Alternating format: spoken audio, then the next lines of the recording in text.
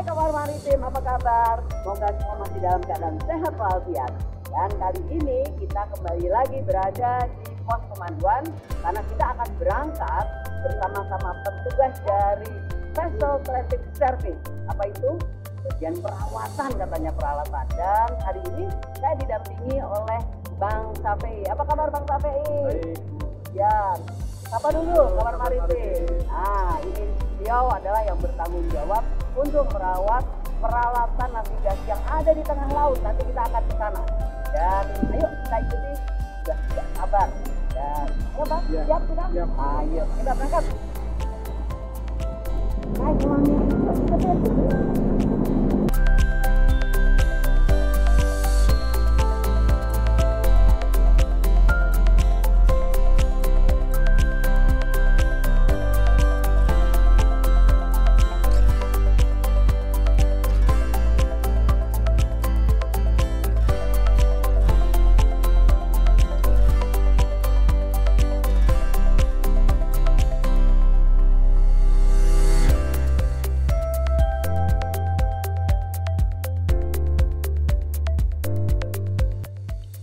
Radar atau Radio Detection and Ranging merupakan sebuah alat bantu navigasi yang mampu mendeteksi suatu objek tertentu di luar kapal dan menentukan jarak antara objek tersebut ke kapal.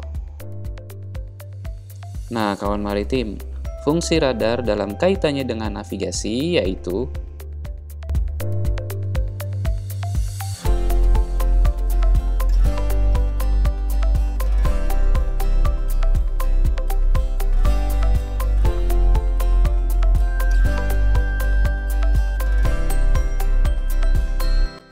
hari ini kita akan mengikuti Pak Safei dalam melakukan maintenance radar VTS-2 di Pelabuhan Tanjung Priok.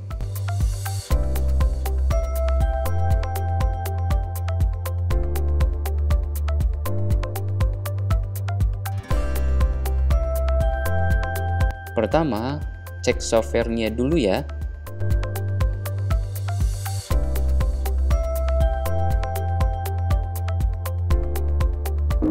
Controlling ini dilakukan setiap berapa hari sekali ya? Kalau untuk controlling ke tempat di laut itu satu bulan kali. Oh, 1 bulan sekali. Karena kita itu untuk di tempat apa namanya camp reactor itu setiap hari kita Ada lagi tentang IT-nya, controlling IT-nya. Itu setiap hari. Pengecekan software dilakukan agar menara kontrol yang berada di Pelabuhan Tanjung Priok dapat menerima angka yang akurat untuk bisa mengetahui lalu lintas kapal.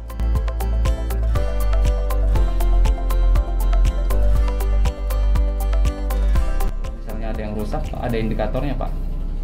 ada indikator ya. Misalnya di menara kontrol gitu ternyata entah ada tanda seru atau ada tanda merah. Kalau untuk sistem radar itu ada tanda merah atau tanda yang menyatakan kalau itu tuh sedang bermasalah, sedang rusak, sedang trouble. Gitu.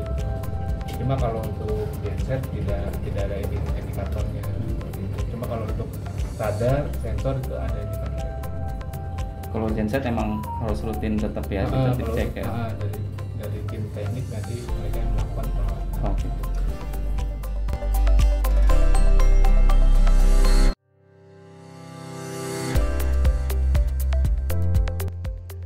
Genset ini penting sekali loh kawan maritim, sebagai sumber listrik untuk berbagai alat elektronik dan berbagai instrumen pendukung yang ada pada radar VTS-2 di Pelabuhan Tanjung Priok.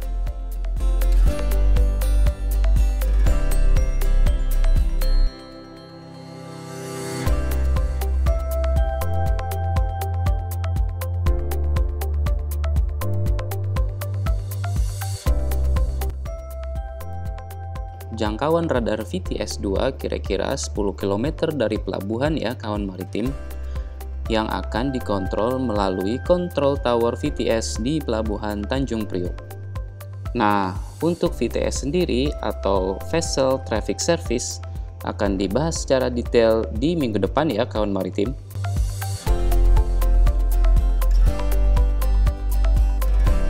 Tapi tahukah kamu kawan maritim, sebelum ada radar ini ataupun radio, kapal berkomunikasi menggunakan berbagai metode, yaitu pengisyaratan dengan bendera atau flag hoist.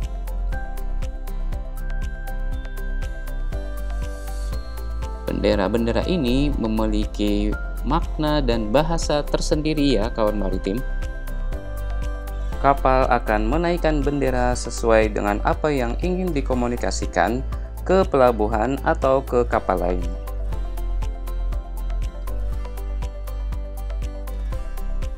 Ini berbagai bendera dan maknanya ya kawan maritim. Banyak ya.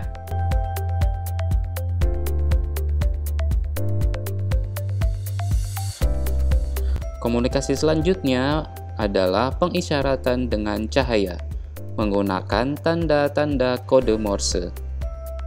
Seperti ini ya contohnya kawan maritim.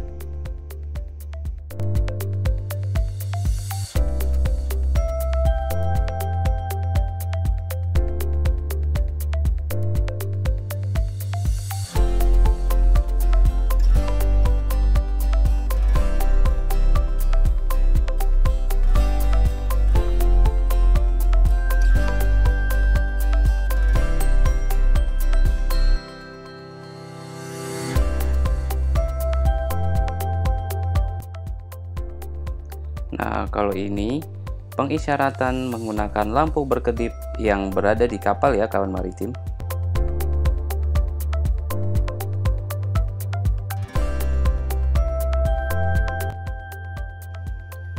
Kemudian ada berisyarat Morse dengan mempergunakan bendera-bendera tangan ataupun lengan. Seperti ini ya kawan maritim.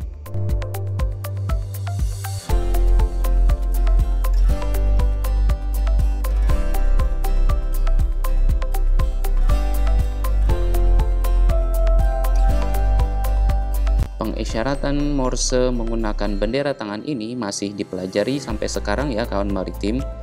Terdapat banyak isyarat yang harus dipelajari untuk bisa melakukan komunikasi menggunakan bendera tangan ini.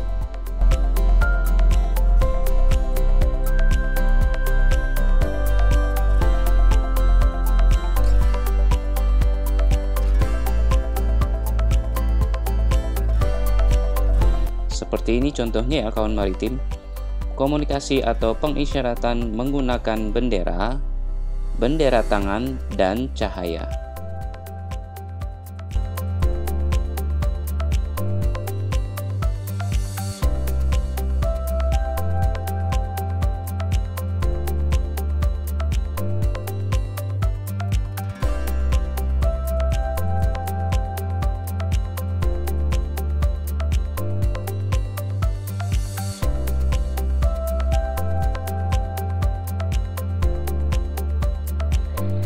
Kawan maritim, yuk kita tanya lebih detail lagi, apa sih SOP urutan dari tugas Bapak Bang Capek ini ketika berada atau harus mengontrol menara navigasi ini. Oke, Bang, tadi kan kita sudah lihat ternyata bukan hanya alat-alat yang manual ya, tetapi juga ada dilengkapi dengan peralatan digital. Tapi kami tadi agak-agak bingung juga tuh yang dikerjakan, dan kami kan nggak berani kalau tapi tolong deh dijelasin urutan-urutannya tuh apa sih ketika sampai di sini, apa yang diperbaiki, apa yang yang dikontrol gitu ya, terus apa saja ya. Silakan, karena netizen kita itu kawan maritim penasaran. Oke, baik, kawan maritim, ini pada saat kita sampai, kita pertama kali yang kami lakukan adalah pengecekan pada performa jalan laporan tersebut, dan lalu kita melakukan restart perangkat pada server tersebut. Jadi memberi istirahat rehat sementara pada sistem, kemudian berjalan secara optimal lagi. Lalu kami juga mengecek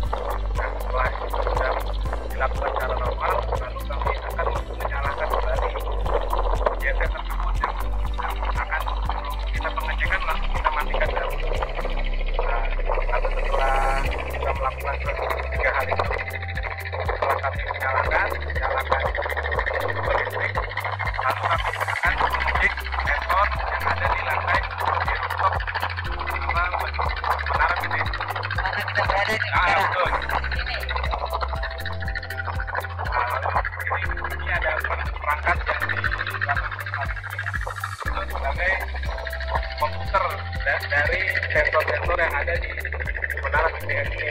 Itu termasuk sensor hujan, sensor tekanan udara, temperatur udara, sensor ombak, kecepatan angin. Oke. Memerlukan waktu berapa lama? Kalau tidak ada kendala yang terlalu banyak, kendalanya paling 1 jam. 1 jam sudah bisa. Tapi ini kayaknya kita sudah lebih dari 1 jam. Sebenarnya ada kendala sedikit. Oke, ya. Dan ini dilakukan Sebulan sekali. minimal ya, kalau normal ya. Berarti kalau ada sesuatu yang emergensi harus lebih dari sekali ya.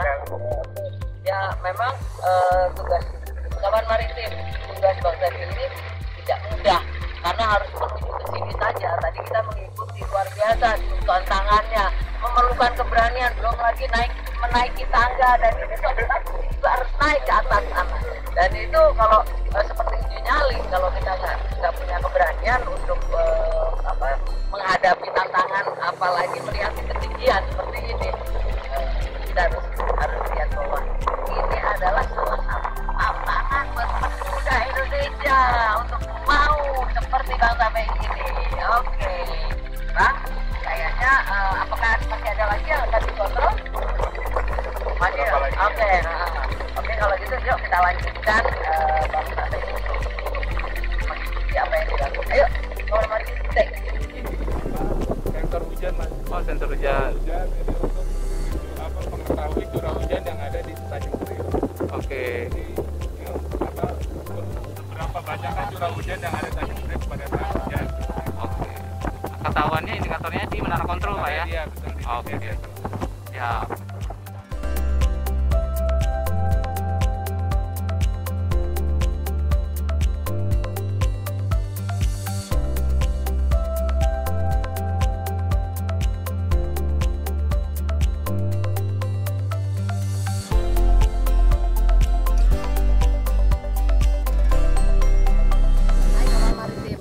Menarik bukan? Kita seharian ini sudah bersama Bang Safi, dan terima kasih Bang Safi telah memberikan informasi kepada para kawan maritim kita sehingga masyarakat luas akan tahu apa saja sih pekerjaan yang ada di sini dan bagaimana menariknya pekerjaan di sini. Kamu, aku, cinta maritim, Kawan maritim.